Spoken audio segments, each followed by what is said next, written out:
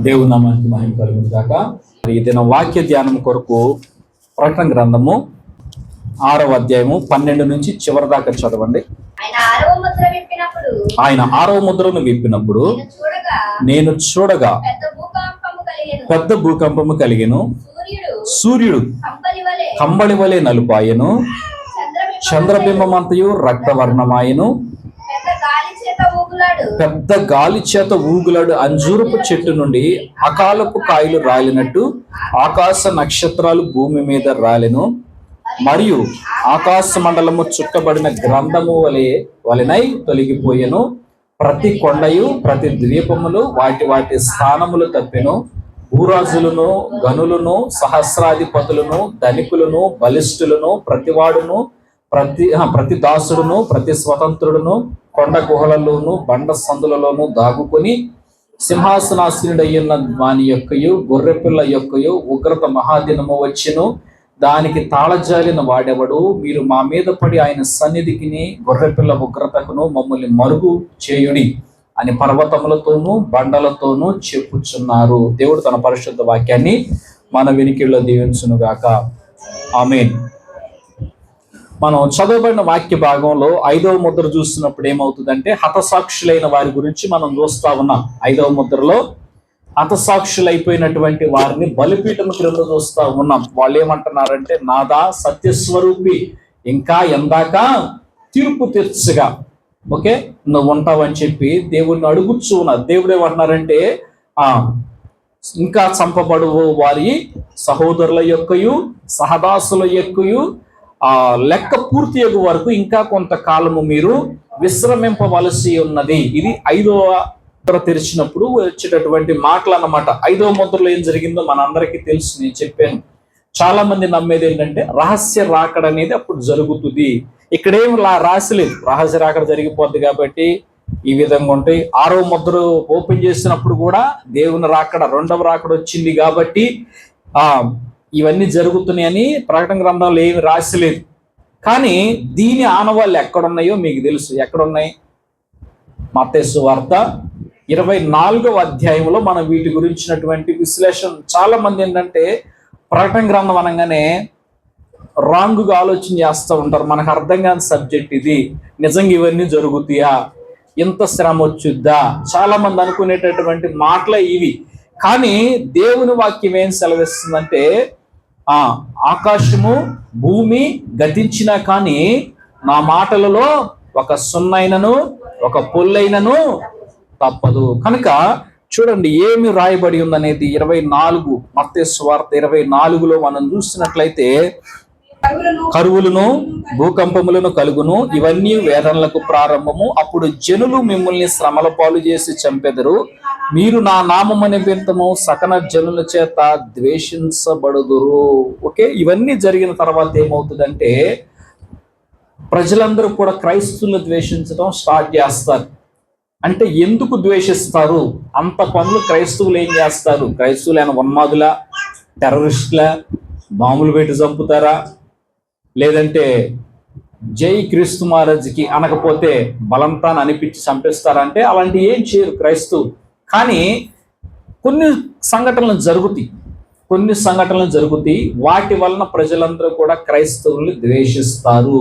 అది చాలా మంది నమ్మేది ఏంటంటే రహస్య రాకడ అనేది జరుగుతుంది, సంఘం ఎత్తబడుతుంది, మిగిలినటువంటి వారిని క్రీస్తు విరోధి పరిపాలన చేస్తాడు. వాడిచ్చే బ్యాడ్ ఫీడ్బ్యాక్ వలన, వాడిచ్చేటటువంటి రాంగ్ ఫీడ్బ్యాక్ వలన ఏం చేస్తారంటే క్రైస్తవులను పట్టుకొని చంపుతారు, క్రైస్తవుల్ని చెరసాల్లో వేస్తారు, వాళ్ళని హింసల పాలు చేసి దారుణంగా చంపేస్తారు.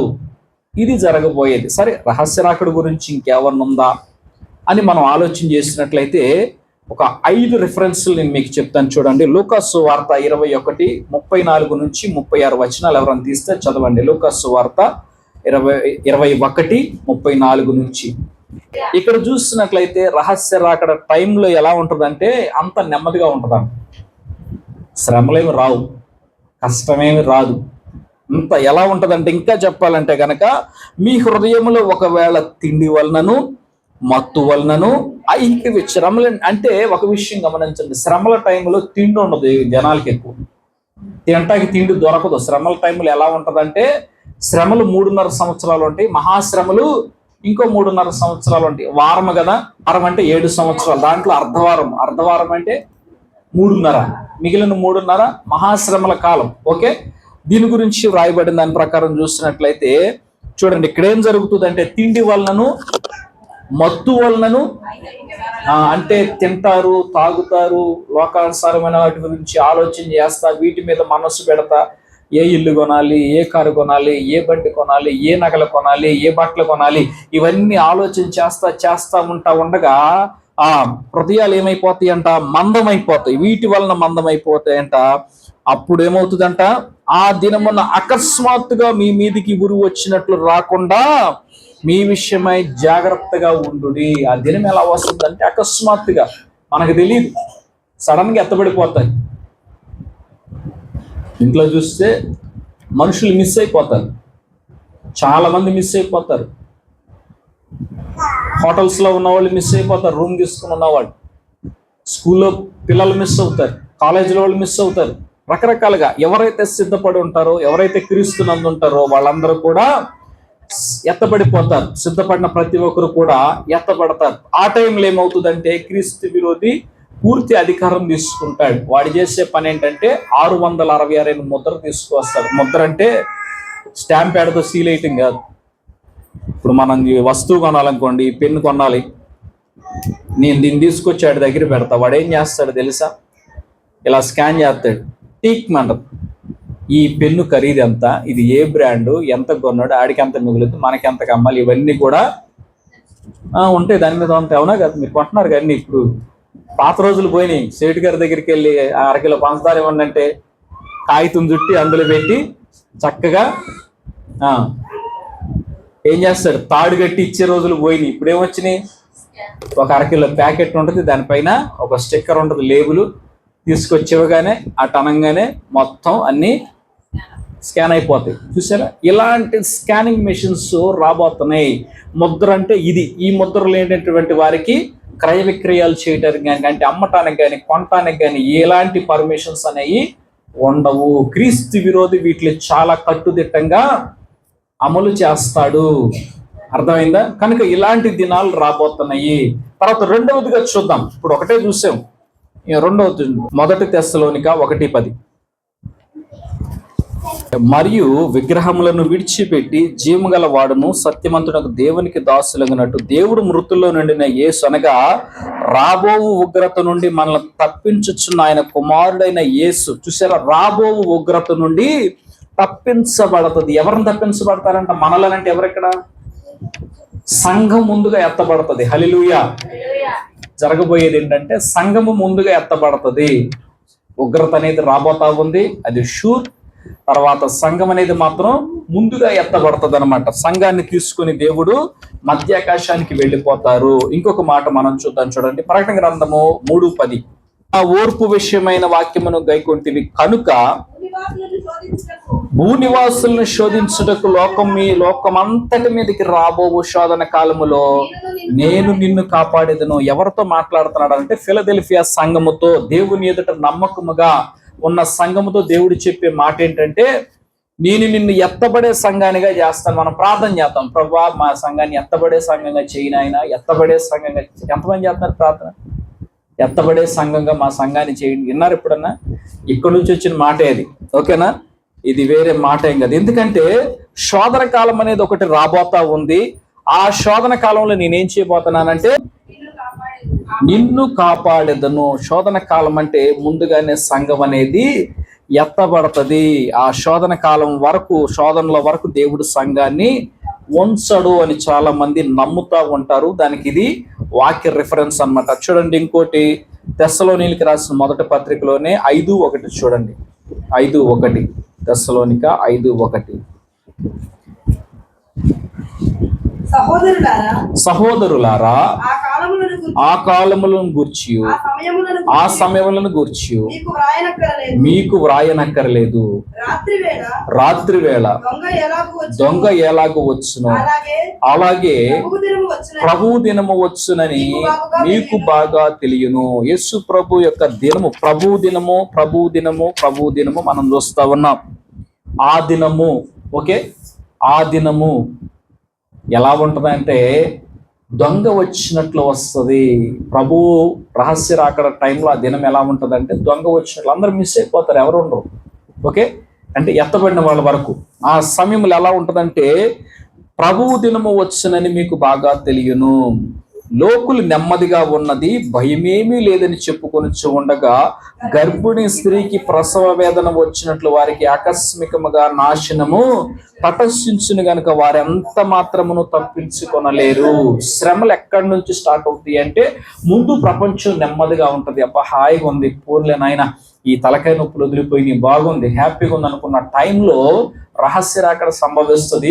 అక్కడి నుంచి 7 సంవత్సరాలు ఫస్ట్ శ్రమలు, దాని తర్వాత మహాశ్రమలు కలుగుతాయి అని తెస్సలోనికి రాసిన పత్రికలో మనం చూస్తా ఉన్నాం. ఎందుకంటే ఇవన్నీ కూడా రిఫరెన్సులు. చాలా మంది ఏమనుకుంటారంటే ఒకటే రాకడ, ప్రభు దినం అనేది ఈ శ్రమలంతా అయిపోయిన తర్వాత చివరిన వస్తుంది అనుకుంటారు. మధ్యలో సంఘం ఎత్తపడదు, సంఘం అంతా కూడా శ్రమల పాలైపోద్దని చాలా మంది అనుకుంటారు. కానీ బైబిల్ గ్రంథం చెప్పేది ఏంటంటే ఫస్ట్ సంఘం ఎత్తబడుతుంది, దాని తర్వాత శ్రమలు స్టార్ట్ అవుతాయి, మహాశ్రమలు ఉంటాయి.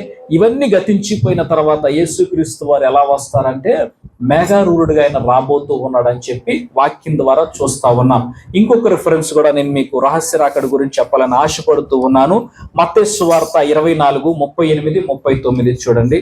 తినచ్చు తాగుచు సుఖించే టైము శ్రమల దినాల్లో ఉండదు. ఎందుకంటే లోకం మీదకి మహాశ్రమ రాబోతూ ఉంది. అలాంటి శ్రమ లోకం అంతటికి రాబోతూ ఉంది, ఎవరు కూడా తప్పించుకోలేరు. శ్రమలు ఎవరన్నా తినొచ్చు తాగుచు సుఖిస్తారా? ఏమండి, శ్రమల దినాల్లో తిండే దొరకదు, భయంకరమైన కరువులు రాబోతా ఉన్నాయి, భూకంపాలు, యుద్ధాలు ఇవన్నీ కూడా జరగబోతా ఉన్నాయి. లోకం మహాశ్రమను అనుభవించబోతా ఉంది, క్రీస్తు విరోధి పరిపాలన రాబోతా ఉంది. అలాంటి టైంలో తినుచు తాగుచు సుఖించేవారు ఎవరో ఉండరు. అంటే రహస్య రాకడ జరిగే టైంలో ఎలా ఉంటుందంటే మనుషులందరూ కూడా బర్త్డే పార్టీలు హ్యాపీగా అన్ని చేసుకోవటం, తర్వాత పెళ్లికి ఇచ్చుచు కూర్చుకోవటం, తర్వాత అన్ని పార్టీలు, రకరకాల పార్టీలు, ప్రమోషన్ వస్తే పార్టీ, ఇవన్నీ కూడా పార్టీలు చేసుకుంటూ ఉంటారు, హ్యాపీగా ఉంటారు. రకరకాల తిండి మొత్తం మత్తుతో మునిగిపోతా ఉంటారు. ఇలాంటి టైంలో ఏమవుతుందంటే మనుష్య కుమారుని యొక్క రాకడ ఉంటది. హల్లెలూయా.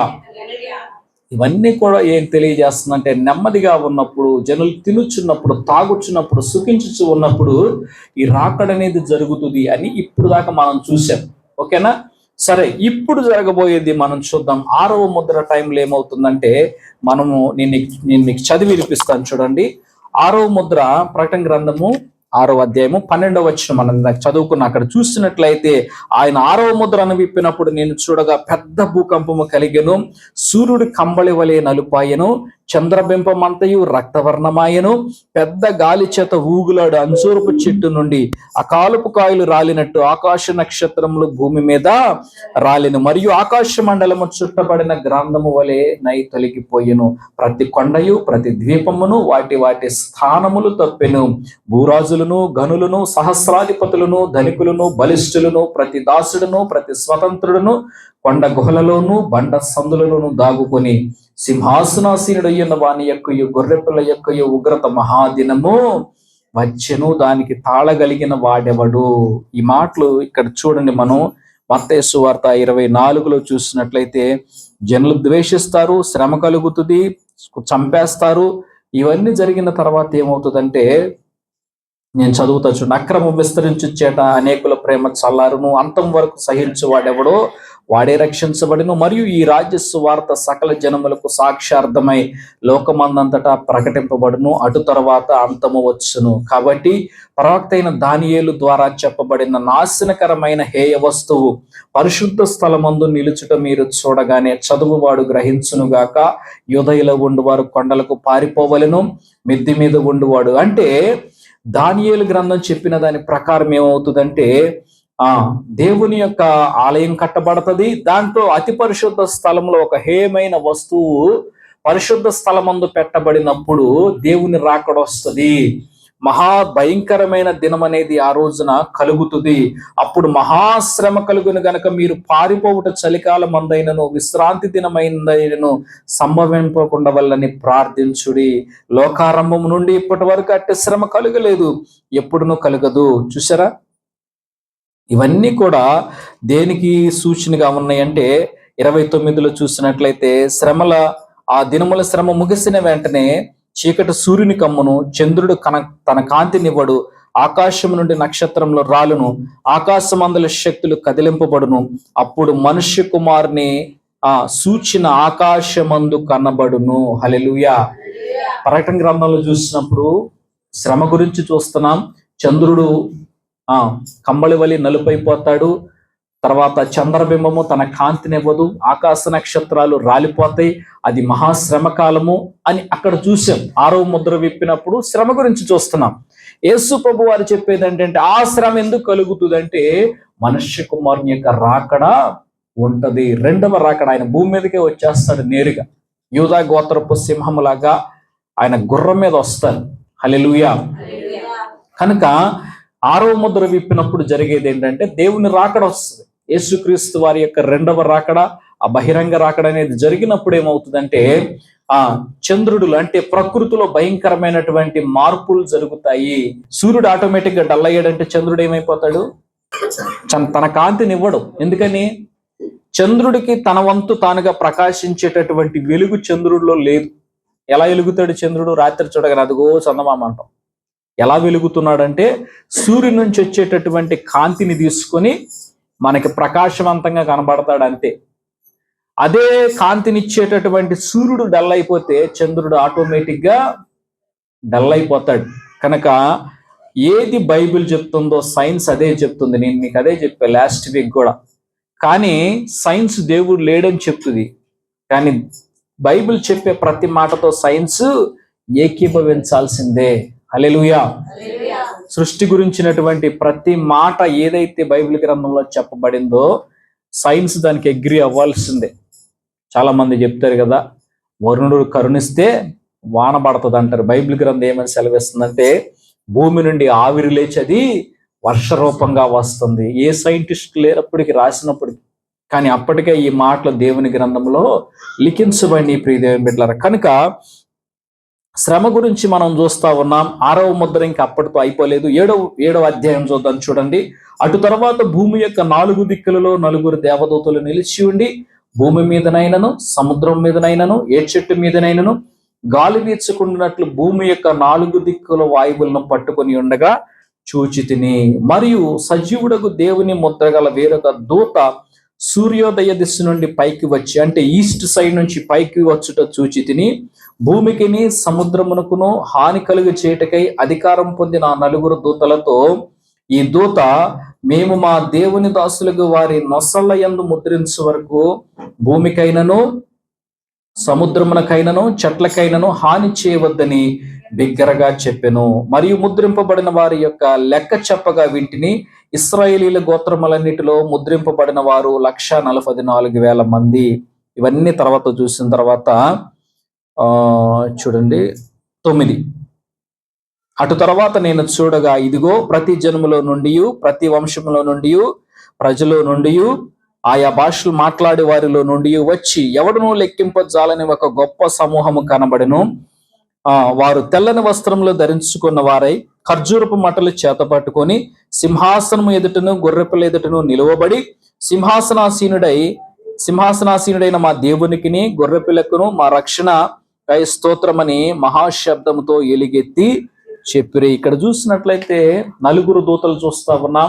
భూమి యొక్క 4 దిక్కులు అంటే తూర్పు, పడమర, దక్షిణం, ఉత్తరం 4 దిక్కుల్లో 4 దేవదూతలుండి ఈ చతుర్వాయువులు 4 వాయువులను కూడా వాళ్ళు హోల్డ్ చేసినట్టుగా చూస్తా ఉన్నాం.